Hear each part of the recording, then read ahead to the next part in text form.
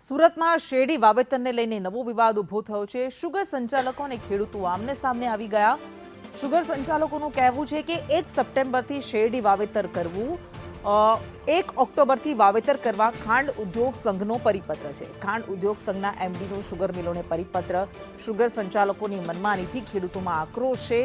નવસારી કૃષિ યુનિવર્સિટીના વૈજ્ઞાનિકોની ભલામણ 1 ઓક્ટોબરથી શેરડીનું વાવેતર કરવાની ભલામણ કરાય છે। ઓક્ટોબરમાં મંજૂરીનો સમય આવી ગયો છે તેવું જયેશ દેલાડનું કહેવું છે। વાવેતર છે એ ખેડૂતોમાં ભારે આક્રોશ છે અને ખાસ કરીને જ્યારે કૃષિ તજજ્ઞોની ભલામણ હોય અને સતત એકંદિત ઉત્પાદન ઘટતું હોય ત્યારે આવનારા દિવસોમાં ઓક્ટોબરનું વાવેતર આપવું સમગ્ર સુગર સંચાલકોએ હવે વિચારવું પડશે અને ખેડૂતો પણ મક્કમ બન્યા છે કે આવનારા દિવસોમાં ઓક્ટોબરમાં જ વાવેતર થવું જોઈએ।